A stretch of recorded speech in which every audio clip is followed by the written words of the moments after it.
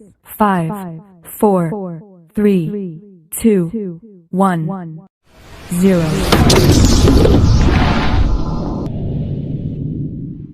Hari ini kita akan belajar bersama-sama untuk mata pelajaran tematik kelas 2 di tema 1, subtema 1, pembelajaran yang keempat.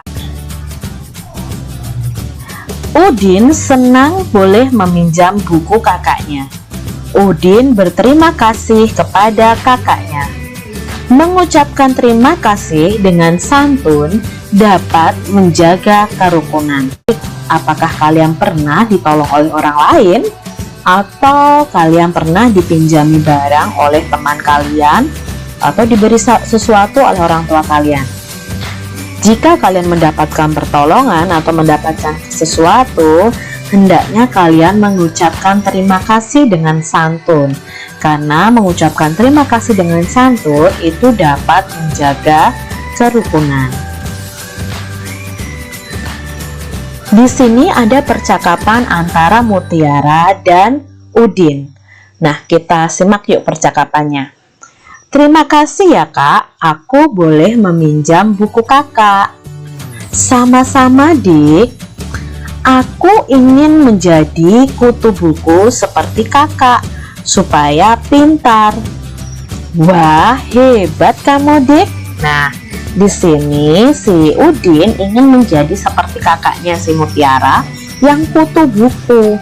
Ingat ya, kutu buku itu adalah ungkapan yang artinya orang yang gemar atau suka membaca.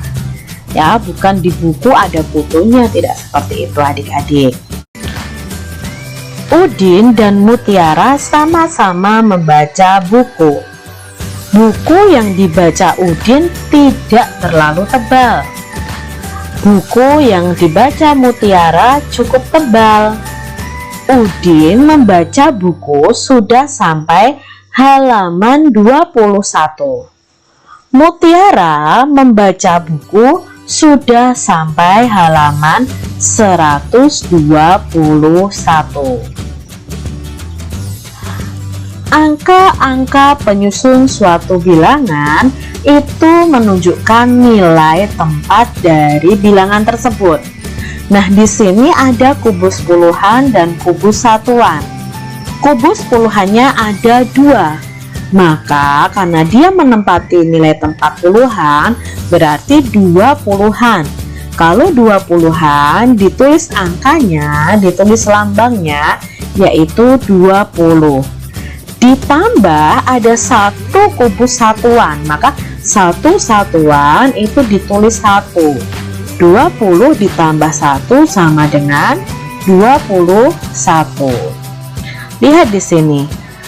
Jadi kesimpulannya 21 terdiri atas 2 puluhan dan 1 satuan.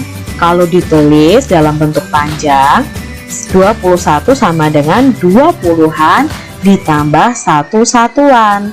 Kalau kita tulis lambangnya sama dengan 20 ditambah 1. Nah, di sini angka 1 yang paling belakang sendiri ini menempati tempat satuan.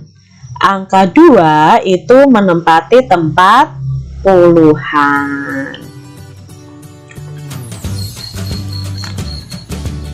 Nah, sekarang Mutiara tadi membaca buku sampai halaman 121.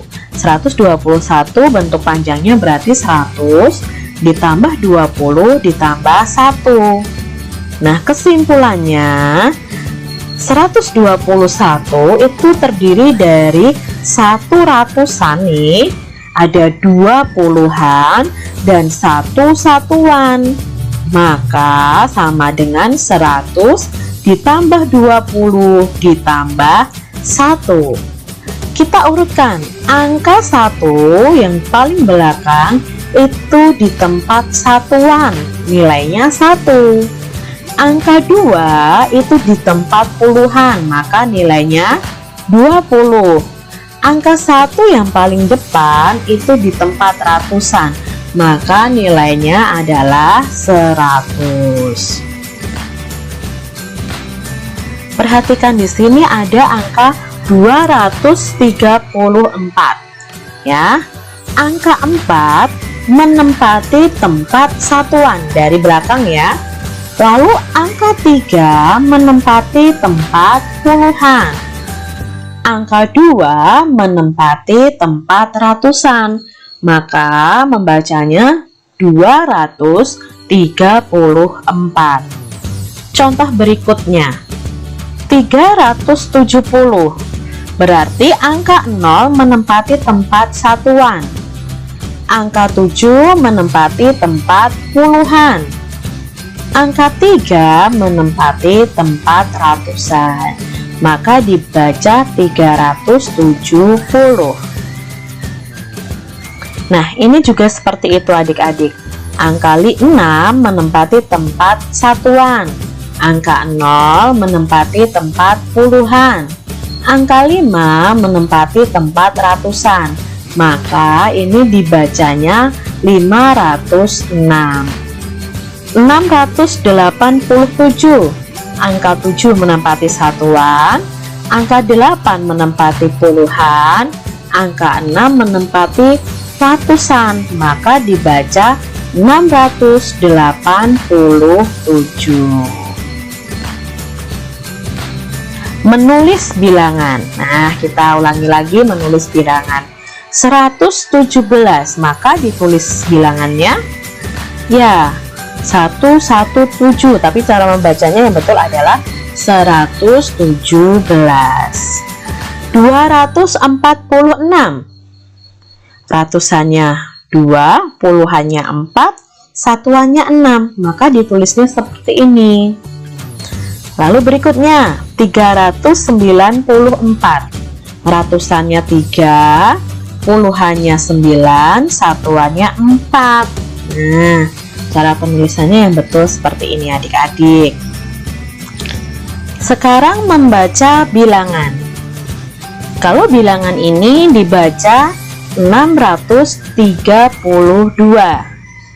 Kalau bilangan ini adik-adik, ya, ini dibaca 784. Sikap berjalan yang benar. Nah, kita akan belajar nih. Sikap badan kita saat berjalan itu harus tegak, tidak boleh membungkuk. Saat berjalan harus dimulai dari kaki kiri, ya, kaki sebelah kiri. Saat kita berjalan, maka kaki kita melangkah dan tangan kita juga mengayun. Langkah kaki dan ayunan tangan harus berlawanan. Contohnya, jika kaki sebelah kiri melangkah, maka tangan yang mengayun adalah sebelah kanan. Begitu juga sebaliknya, jika kaki sebelah kanan melangkah, maka tangan yang mengayun adalah tangan kiri. Berjalan yang baik adik-adik adalah berjalan ke arah depan, karena kita bisa melihat ke arah depan. Kalau berjalan ke arah belakang, kita tidak bisa melihat benda apa yang ada di belakang kita adik-adik. Jadi kalau kalian belajar untuk berjalan ke belakang nih, berjalan mundur, harus diawasi oleh orang dewasa. Begitu adik-adik untuk pembelajaran kita hari ini. Kita sudah belajar di tema 1, subtema 1, pembelajaran 4. Semoga bermanfaat bagi adik-adik semuanya. Sampai jumpa di video pembelajaran selanjutnya dan Tuhan memberkati.